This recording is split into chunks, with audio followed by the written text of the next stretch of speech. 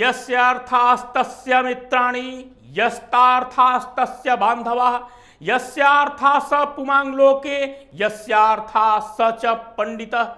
अर्थात जिसके पास पैसा पावर होता है उसे कई मित्र मिल जाते हैं, उसके कई सगे संबंधी बन जाते हैं, लेकिन जब वही व्यक्ति संकट में घिर जाता है तब उसे मित्र और विद्वान बताने वाले सभी लोग उसका साथ छोड़ देते हैं। यह श्लोक आचार्य चाणक्य ने पैसा और पावर की चर्चा करते हुए चाणक्य नीति में लिखा है और आज ये श्लोक मैं नवाब मलिक के लिए कह रहा हूं। नमस्तुभ्यम, आप देख रहे हैं कैपिटल टीवी, मैं हूं आपके साथ अरुण कुमार। हमारा खास कार्यक्रम थर्ड आई देख रहे हैं आप। पहले कई पार्टियों के नेता रहे, अब एनसीपी के बड़े नेता और प्रवक्ता नवाब मलिक जिसके लिए व्यापार कर रहे थे, जिसके लिए अवैध कारोबार कर रहे थे, जिस दाऊद के परिवार के लिए अपने मुल्क, अपने राज्य और देश की जनता को धोखा दे रहे थे, वहीं दाऊद का परिवार अब नवाब मलिक के खिलाफ सरकारी गवाह बन गया है। यानी उनका साथ छोड़कर ईडी के लिए नवाब मलिक के खिलाफ गवाही दे रहा है। वो शख्स कौन है, दाऊद से उसके क्या संबंध रहे हैं, ये सब बताऊंगा, लेकिन उससे पहले उनके जेल जाते ही बीमार पड़ने की सच्चाई क्या है जरा इस पर नजर डालते हैं। महाराष्ट्र के कैबिनेट मंत्री नवाब मलिक, अंडरवर्ल्ड डॉन दाऊद इब्राहिम के बिजनेस पार्टनर नवाब मलिक, मुंबई हमले के गुनहगार दाऊद इब्राहिम के परिजनों से संबंध रखने वाले नवाब मलिक, टाडा केस के आरोपियों की मदद करने वाले नवाब मलिक, एनसीपी नेता शरद पवार के left hand Nawab Malik, NCB के जोनल डायरेक्टर समीर वानखेड़े समेत उनके पूरे परिवार पर आरोप लगाने वाले, पूरे परिवार को बदनाम करने वाले नवाब मलिक को आतंकियों को मदद करने के आरोप में ईडी ने 23 जनवरी को गिरफ्तार कर लिया। जिस दिन गिरफ्तार किया गया उस दिन तो नवाब मलिक खुश होने का दिखावा कर रहे थे, लेकिन जब कोर्ट ने 8 दिनों के लिए ईडी की कस्टडी में भेज दिया तो चेहरे के रंग ही बदल गए। आपको मीडिया में यह तस्वीर दिखाई गई जिसमें वो कोर्ट में पेश होने जा रहे थे।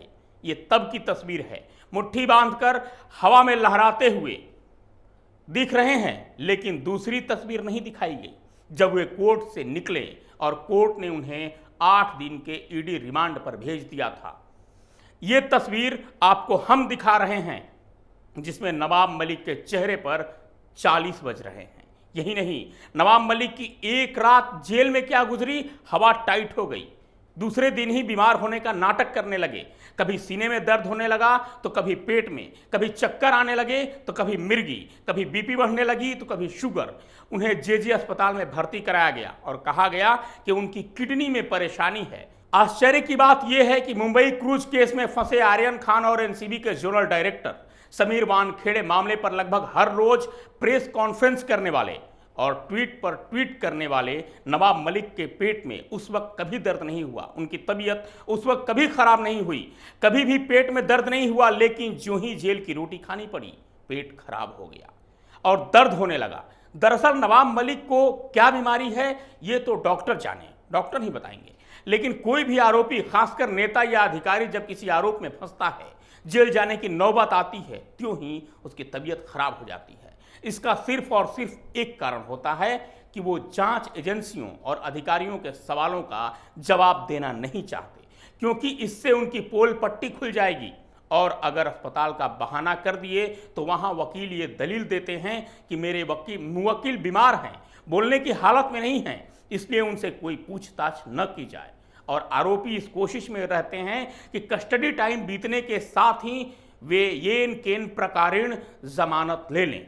यकीन न हो तो उन्हीं के साथ ही अनिल देशमुख को देख लीजिए, जो ही जेल गए तबीयत खराब होने लगी, लेकिन जब उन्हें पता चला कि अभी कोर्ट जमानत नहीं देगा, जेल में ही रहना होगा और पूछताछ करनी थोड़ी कम हो गई, तो जेल में ही मजे से रह रहे हैं। अब उनके बीमार होने की कोई खबर नहीं आ रही है। सेम कहानी लालू प्रसाद यादव के साथ थी। आप उसे भी एक बार याद कर सकते हैं कि वो अपने सजा का मैक्सिमम टाइम अस्पताल में काटे हैं। अब बात करते हैं आखिर वो कौन पहलू रहे जिसको आधार मानकर ईडी ने मलिक जैसे शख्स को गिरफ्तार किया। जी, ये आसान नहीं था, ईडी के लिए भी नहीं कि सरकार में मंत्री, वो भी मुस्लिम एक नेता पर हाथ डाला जाए।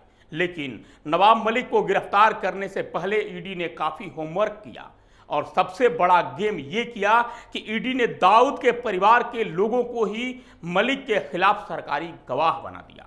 इनमें दाऊद की बहन हसीना पारकर के बेटे अली शाह और छोटा शकील के साले सलीम फ्रूट के बयान प्रमुख हैं। ईडी ने 1993 ब्लास्ट के दोषी सरदार शाह वली खान का भी औरंगाबाद जेल में जाकर बयान दर्ज किया। इस केस में उसे आजीवन कारावास की सजा हुई है।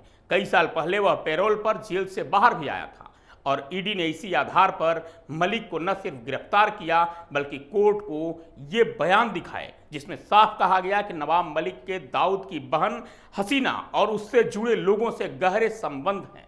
टाडा का आरोपी सरदार शाह वली ने स्टेटमेंट में यह तक दावा किया कि मलिक पहले से कई बार दाऊद की बहन हसीना से मिलता रहा है।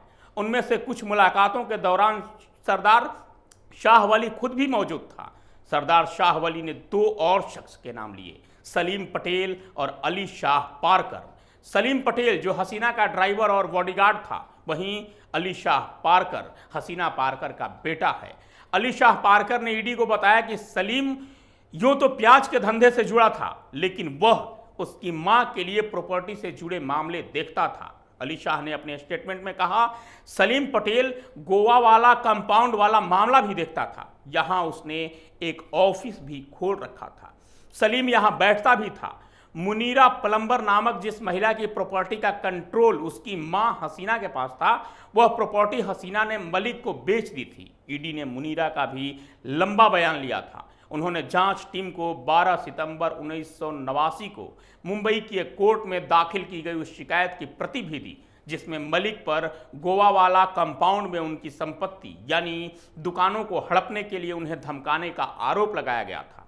ईडी का मलिक के खिलाफ जो मूल केस है वह यही है कि हसीना ने फर्जी पावर ऑफ अटॉर्नी के जरिए मुनीरा की 3 एकड़ जमीन हथिया ली और मलिक को बेच दी। जिस जमीन की कीमत लगभग 4 करोड़ थी उसे नवाब मलिक ने महज 30 लाख में खरीद ली। अब इसे समझिए कि मुनीरा नाम के महिला की जमीन पर दाऊद की बहन हसीना कब्जा करती है और उस जमीन को नवाब मलिक को बेच देती है, वो भी कौड़ी के भाव। ये तो पहला केस है, लेकिन अब नवाब मलिक पर 2 और बड़े मामले हैं। पहला तो अपने मंत्री पद का दुरुपयोग करते हुए महिला की जमीन पर कब्जा करने का। दूसरा एक और केस सामने आ गया है जो लगभग 150 एकड़ की जमीन से जुड़ा है। अब नवाब मलिक पर एक नया और गंभीर आरोप लगा है जो एक बड़े घोटाले की तरफ इशारा कर रहा है। मलिक पर बीजेपी के उस्मानाबाद के जिला अध्यक्ष नितिन काले ने नया आरोप लगाया है। नितिन काले के मुताबिक मलिक और उनके परिवार ने महाराष्ट्र के उस्मानाबाद जिले में 150 एकड़ जमीन खरीदी है। अब सवाल यह भी उठता है कि आखिर मलिक परिवार के पास में 150 एकड़ जमीन खरीदने का पैसा कहां से आया। जमीन बीजेपी इस मामले की भी जांच करने की मांग कर रही है। काले के मुताबिक यह जमीन सीलिंग लैंड थी, लेकिन जब इस जमीन को मलिक खानदान में खरीदा गया तब किसी भी प्रकार की इजाजत नहीं ली गई। सवाल यह भी है कि जब एक परिवार इतनी भारी तादाद में जमीन खरीदता है तो क्या यहां भी नियमों की अनदेखी हुई है। सवाल यह भी है कि उस्मानाबाद जैसे ग्रामीण इलाके में 150 एकड़ जमीन खरीदने का प्रयोजन क्या है। यह भी कहा जा रहा है कि इस जमीन को खरीदने के दौरान उसकी कीमत को कम दिखाया गया, जिसके जरिए सरकार के लाखों रुपए के राजस्व को भी बर्बाद किया गया, घोटाला किया गया। किसान ना होते हुए भी नवाब मलिक परिवार ने यह जमीन खरीदी। ऐसी कई बातें हैं जो इस मामले को संदेह के घेरे में लाती हैं। बीजेपी ने ईडी से इस मामले की भी जांच करने की मांग की है। नवाब मलिक की पत्नी, बेटी और बेटे के नाम पर यह जमीन तकरीबन 8 साल पहले ली गई थी। नवाब मलिक की पत्नी महजबीन नवाब मलिक, बेटी सना नवाब मलिक, नीलोफर समीर खान, अमीर नवाब मलिक, फराज नवाब मलिक और बुशरा फराज के नाम पर 20 दिसंबर 2013 को यह जमीन खरीदी गई थी। मलिक पर यह भी आरोप लगाया गया कि उन्होंने कृषि योग्य भूमि को बंजर बताकर खरीदा था, जिसकी वजह से इस जमीन की कीमत कम आंकी गई और इसकी वजह से सरकार को राजस्व भी काफी कम मिला। दस्तावेज के मुताबिक यह जमीन 2 करोड़ 7 लाख रुपए में खरीदी गई है, जबकि प्रत्यक्ष रूप से इस जमीन के ज़्यादा पैसे दिए गए होंगे। यह आरोप बीजेपी ने लगाया है। इस जमीन पर एक आलीशान बंगला भी बना हुआ है जिसकी स्टैंप ड्यूटी भी नहीं भरी गई है। ये सारे तो आरोप हैं, ठीक है, लेकिन एक सवाल यहाँ सबसे बड़ा है और ये सवाल है कि इतना कुछ होने के बाद, गिरफ्तारी के बाद, आतंकी कनेक्शन के बाद भी नवाब मलिक मंत्री कैसे बने हुए हैं?